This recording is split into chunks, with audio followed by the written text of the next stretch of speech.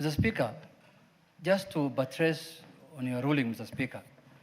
Mr. Speaker, there is a tendency that is creeping in this House, Mr. Speaker, where the executive thinks that we are bothering them by inviting them to this House, Mr. Speaker, or to committees of the House. Mr. Speaker, I am receiving a lot of complaints from our members that the principal secretaries and cabinet secretaries are not appearing before committees when they were summoned.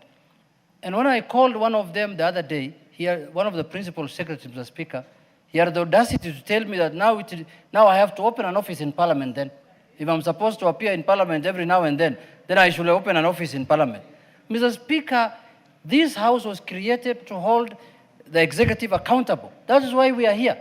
We don't have any other business in this country, Mr. Speaker, other than serving the interest of the people of the Kenya, Mr. Speaker.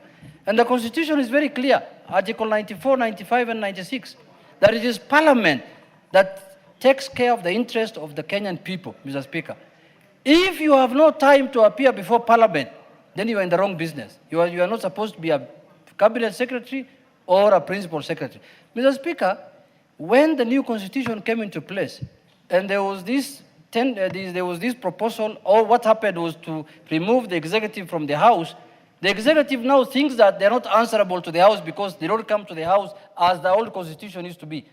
Still, when you are summoned, and especially they are notorious, Mr. Speaker, cabinet secretaries, we are going to name them now when we come back after the address of the national State of the Nation address, Mr. Speaker. Parliament business must be taken very serious, Mr. Speaker. Before they used to complain, there was harassment, people asking for, nowadays there's nothing like that. It is them who are now refusing to appear to answer questions of concern to the people. So, Mr. Speaker, your statement is timely, and we must make sure that it is adhered to. Otherwise, there will be consequences. Thank you, Honorable Speaker. Honorable Speaker, indeed, we do not expect a minister to defy a call to Parliament. Honorable Speaker, I also want to note that I saw the mentioned Cabinet Secretary at the Senate in the morning.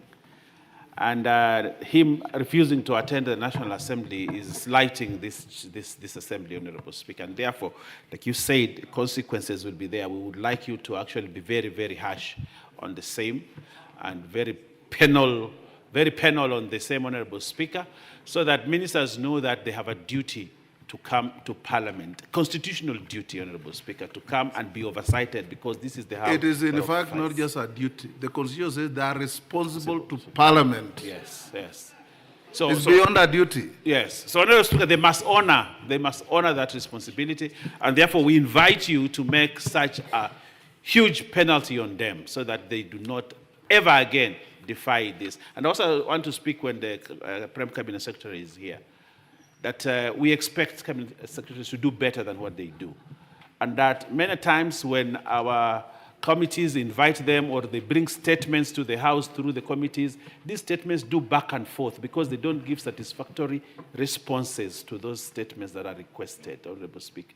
And I think as a Prime Cabinet Secretary, please inform them. We do not want somebody to just give a statement because he wants to do away with the statement. We want statements that can actually stand the test of time. Because many times you see a chairman of a committee bringing a statement which has been signed by a minister, and that statement is trashed because there's actually no content and no significance in it. So this is important information that Cabinet Secretaries may have. Karemba, I thank you. What is it? Thank you, Honorable Speaker. I cannot wait for the sanctions, because today, Honorable Speaker, I am very, very frustrated by the absence of one CSV, and we were anticipating that he would come. And Honorable Speaker, let me say that the absence of these CSs are really making our work very difficult, because we have to keep waiting for them until the time when they'll be available, and at the same time, every other quarter in the country is waiting for a report to be done. So, Honorable Speaker, the idea of sanctioning them is so timely. Do it right away, Honorable Speaker. Ngong. Speaker, thank you. I also wish to reiterate that, Speaker, apart from appearing before this House, Mr. Speaker, you should make it also known that the appearance before the committees is very fundamental. They should never abscond when they are asked to come and appear before the committee. And secondly, Mr. Speaker, I don't know if it is this House that should make a ruling or who should make a ruling that. Mr. Speaker, you know, there is a proper separation of powers. And then secondly, there is a separation of duties, functions, responsibilities. Senate is or represent counties. National Assembly represent the people. Sometimes I wonder, Mr. Speaker, why in most of the time the cabinet secretaries spend their time in the Senate, and yet senators, actually ministers are not fully responsible to the Senate than the National Assembly. And just like the governors are not responsible to the National Assembly. The analogy is irrelevant. We don't care who else they go to. Yes, Mr. Speaker. This House is the National Assembly. Yes, Mr. Speaker. And the ministers are responsible to this House. That is why I'm saying, Mr. Well guided. That is why I'm saying, Mr. Speaker. And whether it is committee or plenary, they carry the same importance, the same weight, and the same value. Well guided, Mr. Speaker. That is why I'm saying they should not give an excuse that they have been appearing at the Senate so that maybe they do not have time to come before this House. Thank you, Mr. Speaker, and well guided. Thank you. Mayaka, on the same? Quick, 1 minute. Thank you, Honorable Speaker. Honorable Speaker, also just wanted to emphasize, and especially, and you have used the same term that was made reference to this House, that they had other prior official engagement. Honorable Speaker, it seems like they have a template that they all use, because that is the same response all ministers and PSs give us every time that we call them to come before committees. And I think this needs to be taken into as a very serious matter. For example, in my committee, we've always sent letters to our minister for East Africa, for EAC. We have never had an opportunity to meet our minister. We are always having apologies, and yet we have an EAC summit coming up, and we have never been able to meet our minister. I think this needs to be taken very seriously. Any committee that is having a frustration with a cabinet secretary, write to the speaker.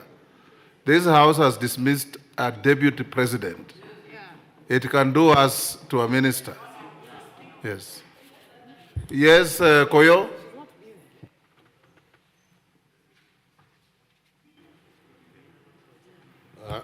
Thank you very much, Honorable Speaker. Honorable Speaker, I've come running because one of the issues that the CS Agriculture is supposed to react to was mine.